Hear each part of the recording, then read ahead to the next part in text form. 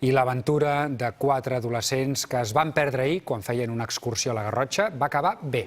Els nois, que formen part d'un agrupament escolta de Tarragona, s'havien separat de la resta del grup, un exercici habitual en l'escoltisme. Van poder demanar ajuda per mòbil des d'un punt elevat.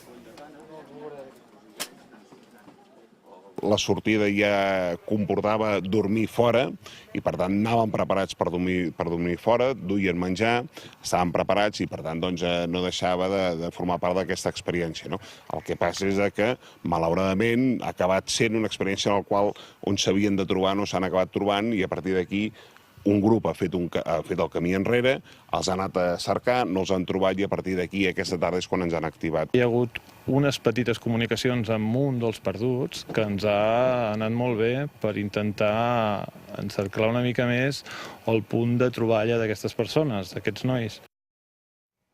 Precisament el rescat de muntanya ha anat en augment els últims anys.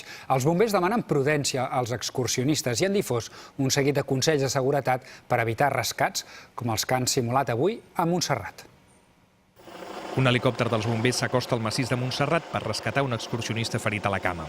Aquesta imatge, que avui era simulada, acostuma a ser habitual i, malgrat la seva espectacularitat, s'ha convertit en una rutina pels equips de rescat.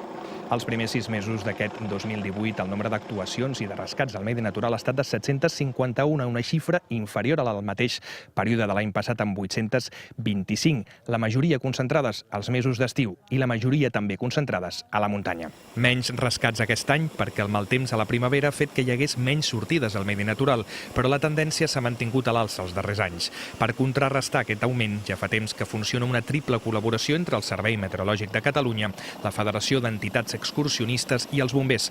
Avui s'ha presentat un primer vídeo informatiu centrat en les precaucions per la pràctica del barranquisme, perquè prevenir és evitar accidents. El que ens preocupa és que la gent surti a la muntanya en pitjors condicions, que augmenti la dada, en principi, no necessàriament ha de ser per imprudència, sinó és perquè augmenta el nombre de gent que surt a la muntanya. Per tant, quan hi ha més gent, és més fàcil que hi hagin incidents i accidents. Les últimes dades que tenim de l'Observatori Català de l'Esport és que 1 milió de persones surt a fer activitat al medi natural i d'aquest milió de persones n'hi ha 42.000 que estan federats dins de la nostra federació. Això suposa que la gent, molta gent que surt, no es planifica aquesta activitat i és bo que tinguin totes les eines per planificar-se-la. El portal meteomuntanya.cat també neix de la triple col·laboració entre bombers, Meteocat i la Federació Excursionista, un portal dedicat a la previsió específica per a les activitats de muntanya. David Izquierdo, TV3, Parc Natural de Montserrat.